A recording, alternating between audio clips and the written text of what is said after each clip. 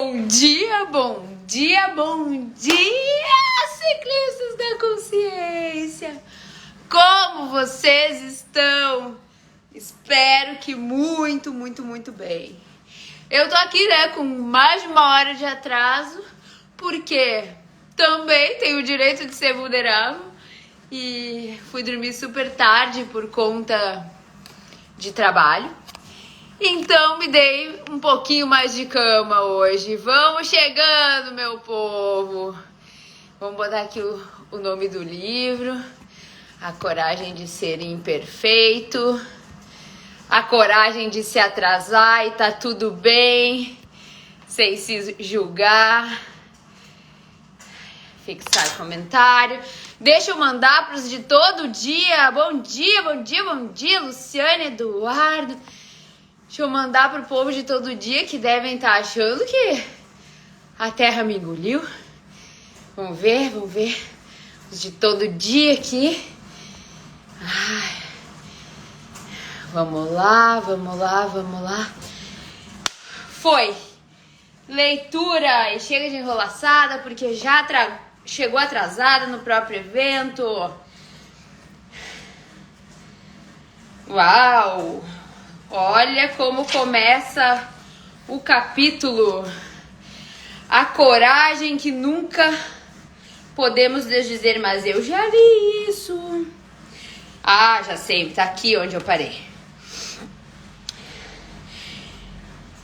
Desenvolver essa definição foi uma das tarefas mais difíceis que já tive profissionalmente. Parecia pretensioso tentar definir algo tão grande e importante como o amor.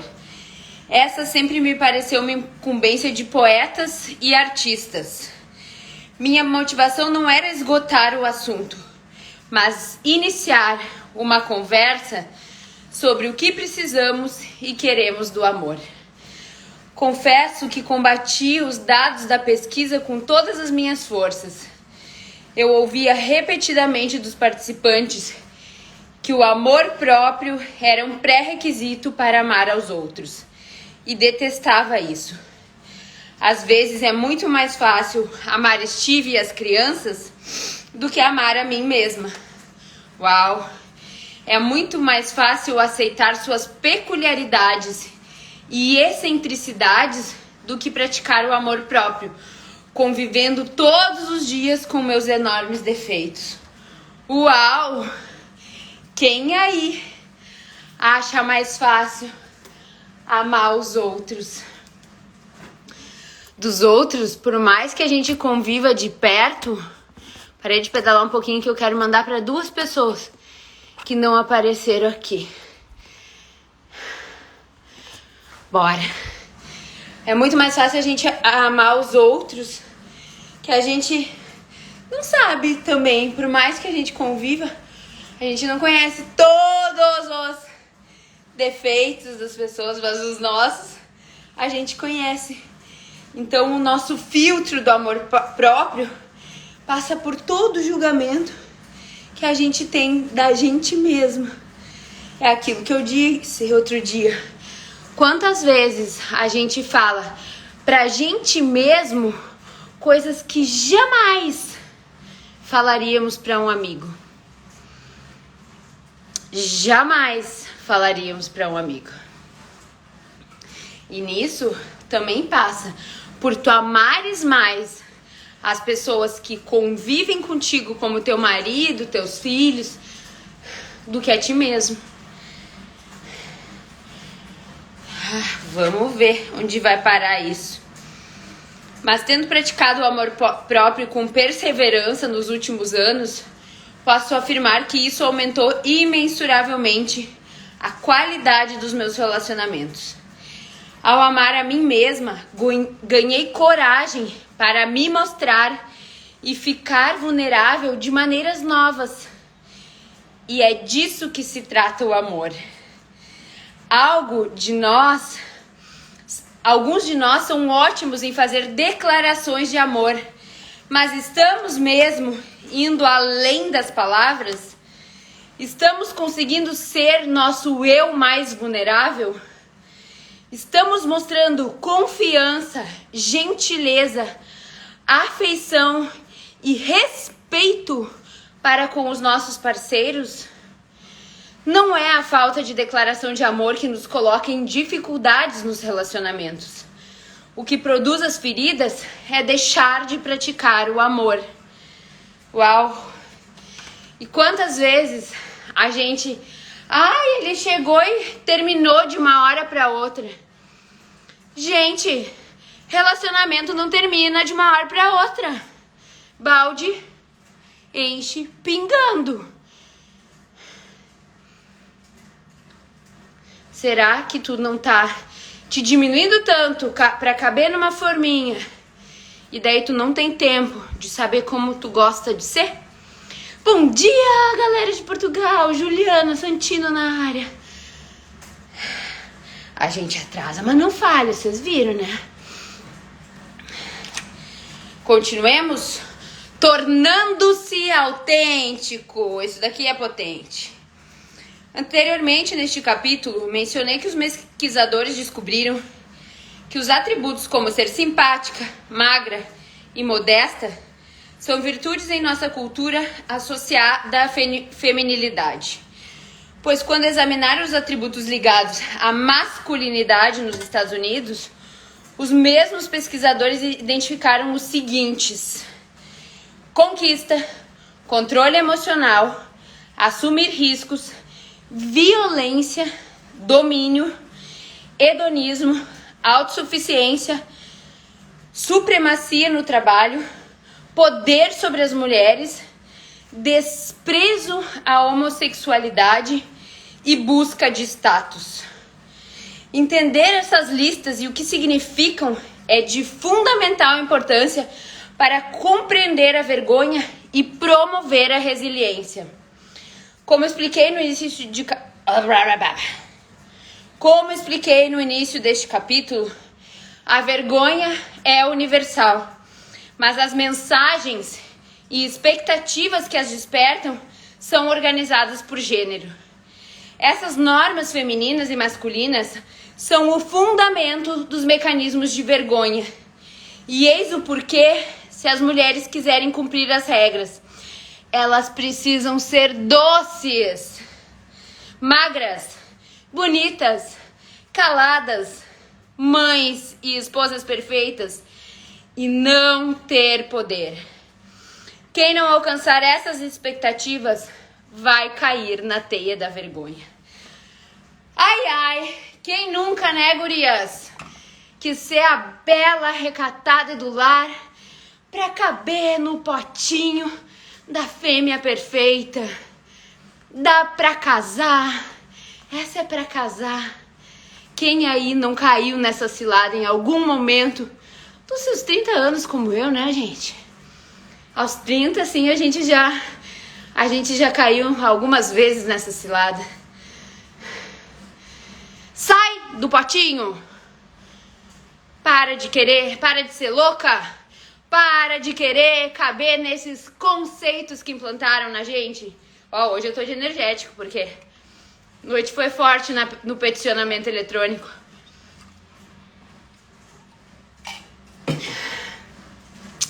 E os homens, vamos ver qual o potinho que tentaram vestir neles.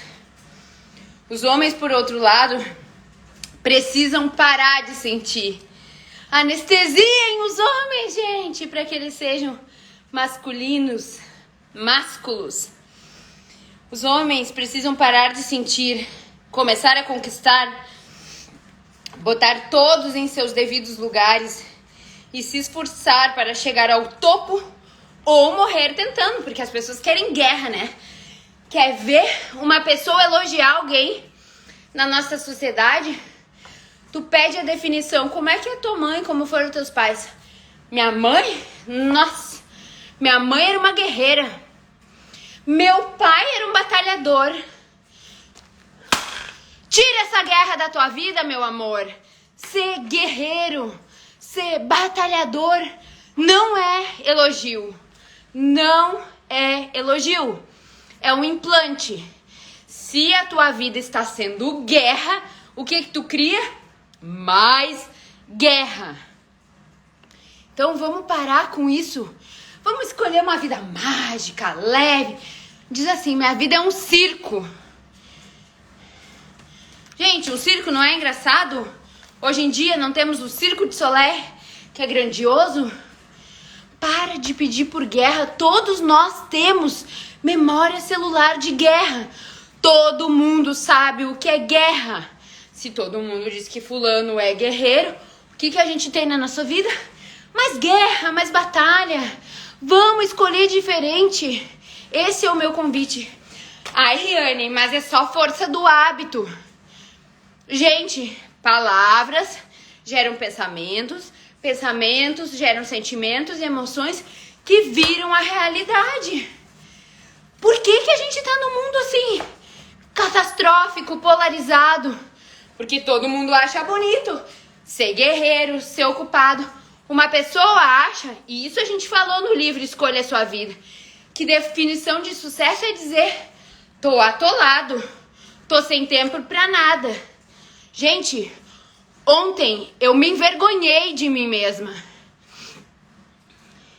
Eu tinha muitas coisas pra fazer porque viajo a semana que vem. Então eu tive que adiantar prazos. Mas o que eu fiz de virar a noite trabalhando, peticionando, era a minha realidade quase sempre. Eu me envergonhei de mim mesma. Então, se você tá trabalhando até altas horas, se a sua vida tá uma batalha, se as pessoas te perguntam como é que tá, tô super ocupada, tem coisa errada. Vai olhar pra sua vida. Tem coisa errada? Tem coisa errada.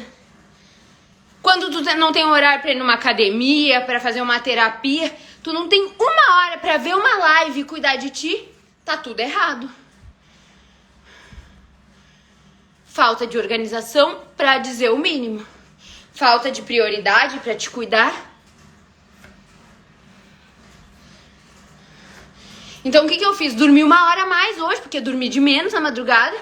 E cheguei aqui mais tarde pra pedalar, mas é a minha primeira atividade. O meu compromisso é com a minha saúde física e mental, porque eu amo fazer isso daqui. É muito mais pra mim do que pra vocês.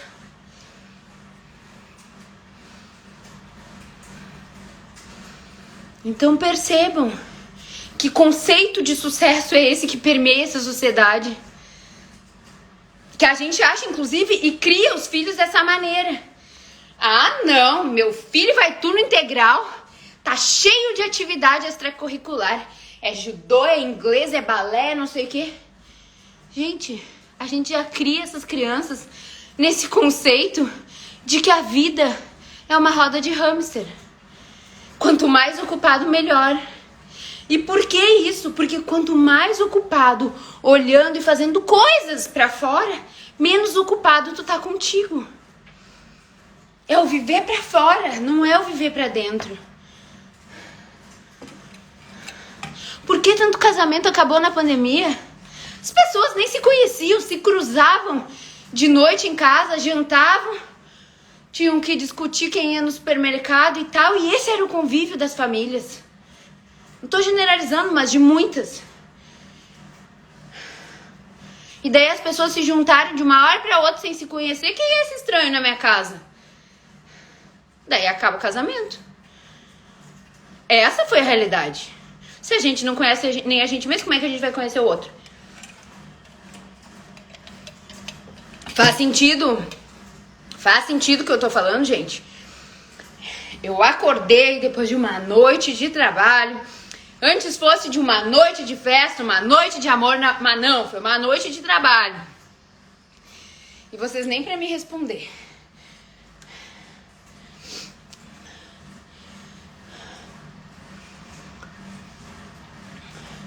Não vou falar, também vou fazer guerra de silêncio hoje. Bem criança. Vocês estão fazendo vaca amarela comigo? Vocês estão fazendo vaca amarela comigo, vou fazer com vocês. Eu não venho. Amanhã eu não venho, já pensou? Retaliação. Ai, ai. Se empurrarem a tampa da caixa dos homens para pegar um pouco de ar, a vergonha acabará com eles. É necessário acrescentar que para os homens há também uma mensagem cultural que promove a crueldade homofóbica. Se alguém quiser ser masculino na nossa sociedade, não basta ser hétero. Tem que mostrar rejeição explícita à comunidade gay. A ideia do faça isso ou odeie essas pessoas se quiser ser aceito em nosso grupo surgiu como importante foco de vergonha na pesquisa. Gente, virou uma linha de pesquisa. Não importa se o grupo é uma gangue, uma torcida organizada, um grupo da igreja ou um clube de machistas. O pedido que se faz aos membros para odiarem ou desprezarem outro grupo de pessoas como uma condição de aceitação tem tudo a ver com o controle e poder. Depois de analisar os 11 atributos da masculinidade, concluo que este não é o tipo de homem com quem eu quero passar a minha vida e que não é assim que desejo criar meu filho. A palavra que me vem à mente quando penso em uma vida construída em torno desses princípios é isolamento, que é o pior tipo de solidão. Quando converso com homens e mulheres com alta capacidade de resiliência à vergonha, constato que estão bastante conscientes dessas listas. Eles mantêm os esquemas em mente para que, quando a vergonha bater a porta, possam checar essas normas à luz da realidade, praticando o segundo elemento da resiliência, a vergonha. A consciência crítica. O segundo elemento da resiliência é a vergonha. A consciência crítica. Feito isso, podem então escolher conscientemente e não fazer o jogo dela. Uau, que forte isso. Quantas vezes a gente faz o jogo pra caber? É o que eu digo, pra pertencer. Outro dia a filha de uma amiga que tem 4 aninhos, ela chegou da escola dizendo que ela tinha que ter um irmão. Mãe, eu quero um irmão, quero um irmão, quero um irmão. Que história é essa, Vale? Ué, todos meus amigos têm irmão. Eu preciso ter um irmão. O que é isso se não é pertencer? A mãe dela explicou. Tu já tem um irmão, filho do teu pai. Mas eu quero um de vocês dois, porque todos meus coleguinhas estão tendo irmãozinhos. Daí a mãe mostrou pra ela que não eram todos, que eram 2, que a maioria da turma não tinha. Só que quando a gente foca em algo que a gente admira, mesmo que seja algo que num conceito geral não seria tão legal, a gente faz de tudo pra pertencer. Quantas mulheres têm um ideal de magreza utópico? Utópico. Porque tá lá nos requisitos da feminilidade que mulher tem que ser magra. Eu já fui assim. Se eu passasse dos 55 quilos, eu surtava.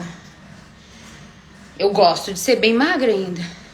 Mas eu queria um ideal utópico. Porque eu comprei um ponto de vista, enfim. Caber no potinho.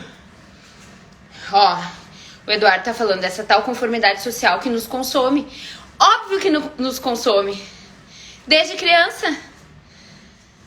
É o que eu digo. Vamos deixar de ser massa de modelar.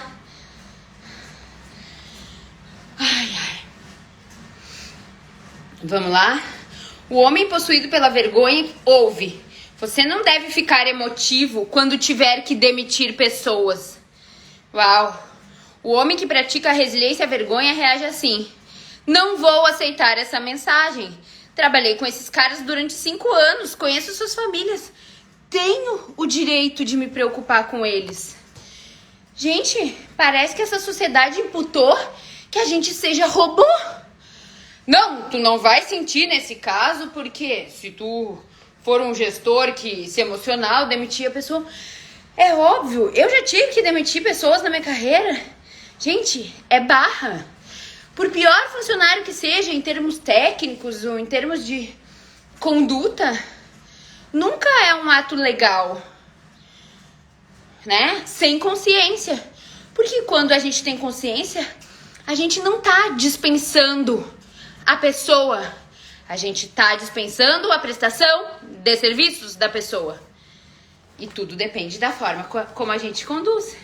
Se a gente conduz com leveza, com amorosidade e se permite, inclusive, ser empático, como diz aqui. Mas a sociedade diz que o chefe tem que ser durão quando dispensa uma pessoa. Para de ser louco, sociedade. Vamos, né? Eu não acho, eu já falei isso aqui, repito.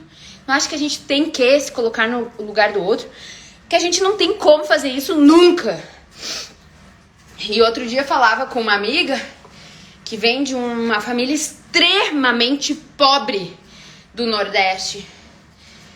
E ela me disse, amiga, tu não tem como, por mais empática que tu seja, tu não tem como entender a minha realidade. E eu não tenho mesmo, gente. Eu não tenho mesmo. Se eu disser que eu tenho, eu estaria mentindo. E ninguém tem como se colocar no lugar do outro. Tu não viveu aquilo ali e eu nem quero me colocar no lugar de ninguém. Porque isso faz com que eu compre os julgamentos, os pontos de vista e as incapacidades dela também. Agora eu posso olhar como um ser humano que se comove com determinadas mazelas da humanidade, ponto. E saber que aquele ser humano tá ali, sejam pelas escolhas dele ou pelas escolhas ancestrais dele. Então vamos parar de também querer ser o salvador da sociedade, desconsiderando que tem toda uma linhagem atrás da gente. Tem pessoas que vieram escolhendo e que fizeram com que a vida e todas essas crenças chegaram até nós. Ponto. Vamos voltar pro livro, porque senão eu aprofundo no tema da constelação e nunca mais que a gente sai daqui. A vergonha sopra no ouvido da mulher que está fora da cidade de negócios. Você não é uma boa mãe porque vai perder a peça teatral da turma de seu filho. A mulher que pratica a resiliência responde: estou ouvindo, mas não vou cair nessa. Maternidade é muito mais do que ir a uma apresentação de teatro. Uma das maneiras mais poderosas de fortalecer nossos gatilhos da vergonha é aceitar as normas baseadas nessas camisas de força do gênero. Um dos padrões revelados na pesquisa foi a constatação de como todo esse esforço para desempenhar papéis se torna quase insuportável por volta da meia-idade. Os homens se sentem cada vez mais isolados e o medo do fracasso os paralisa. As mulheres se sentem exaustas e pela primeira vez enxergam claramente que as expectativas do começo são impossíveis de cumprir. As realizações, os elogios, as conquistas, que são uma parte sedutora de viver, segundo essas normas, começam a parecer um péssimo negócio. Lembrar que a vergonha é o medo de perder vínculos, o medo de não sermos dignos de aceitação, nos ajuda a entender por que tantas pessoas na meia-idade passam a colocar seu foco na vida dos filhos, trabalhar 60 horas por semana, envolver-se em vícios e casos extraconjugais ou se entregar à completa desmotivação. Nós começamos a desmoronar. Uau! No meu caso aconteceu mais cedo. Esse desmoronamento não foi na meia-idade, assim. Começou lá pelos 35, que eu comecei a questionar minhas escolhas de ser servidora pública, de ter o casamento que eu tinha, de ficar doente, porque eu criei uma doença grave a ponto de perder o movimento de uma das pernas. E assim a gente faz. quando fica carregando o peso daquela armadura social. E para quem ainda não viu, recomendo a playlist que tá aqui da série O Cavaleiro Preso na Armadura. Já vai pro YouTube também, já está no Spotify. Então, gente, se vocês quiserem, eu tirei daqui, ver um livro que transforma a vida. É fininho, eu acho que são 7 episódios de 1 horinha. Invistam nesse livro. Porque lá mostra as armaduras que a gente usa. Porque pra ter coragem pra ser imperfeito, a gente tem que abrir mão dessas armaduras.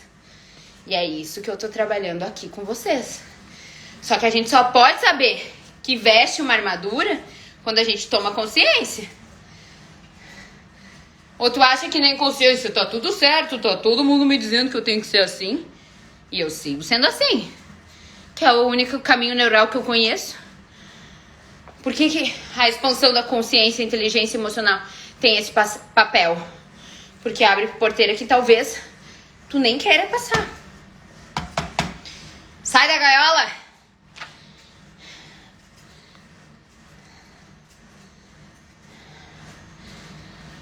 As expectativas e mensagens que abastecem a vergonha nos impedem de perceber quem nós somos como pessoa. Hoje olho para trás e me sinto muito grata pelas mulheres e pelos homens corajosos que compartilharam suas histórias comigo. Jogar fora essas listas do que nós deveríamos ser é outro ato de coragem. Amar a nós mesmos e nos apoiarmos mutuamente no processo de nos tornarmos autênticos, talvez seja o maior gesto de viver com ousadia. Vou terminar este capítulo com um trecho do clássico da literatura infantil da língua inglesa, O Coelho de Veludilho. É uma bela lembrança de como é mais fácil nos tornarmos autênticos quando somos amados. Ser real não tem a ver com a maneira como nós fomos feitos, disse o Pele de Cavalo. É uma coisa que acontece quando uma criança o ama por muito tempo e não apenas para brincar com você, mas o ama de verdade, então você se torna real. Isso dói, quis saber o coelho. Isso dói? Às vezes, respondeu Pele de Cavalo, pois ele era sempre muito sincero. Mas quando somos reais, não nos importamos de nos ferir. Tudo isso acontece de uma vez ou acontece aos pouquinhos? Não acontece tudo de uma vez. Você se torna real e isso leva muito tempo. Por isso não ocorre normalmente com pessoas que desmontam com facilidade, ou que têm pontas afiadas, ou que têm que ser tratadas com muito cuidado. Geralmente, quando você se torna real, a maior parte de seu pelo já caiu. Seus olhos pularam para fora, suas juntas já se curvaram e você está bem surrado. Mas essas coisas não incomodam mais, porque quando alguém se torna real, não pode mais ser feio, a não ser para as pessoas que não entendem nada. Então, meus amores, hoje a pedalada é mais curtinha e o meu convite para vocês é que vocês se perguntem: vocês estão sendo reais? Vocês estão dedicados a tomar um tempo para serem reais? Investir no autoconhecimento e se olhar e parar de comprar esses padrões e se permitir ser quem verdadeiramente vocês são? Acho que temos umas boas perguntas de quinta. Literalmente pergunta de quinta eu vim pra hoje, né, meus amores? Gratidão por todos que entraram aqui, gratidão por todos que verão essa live no futuro. E se perguntem o quanto vocês estão dispostos a serem reais, mesmo que isso, como disse o coelho, possa doer. Beijo, faça um lindo dia.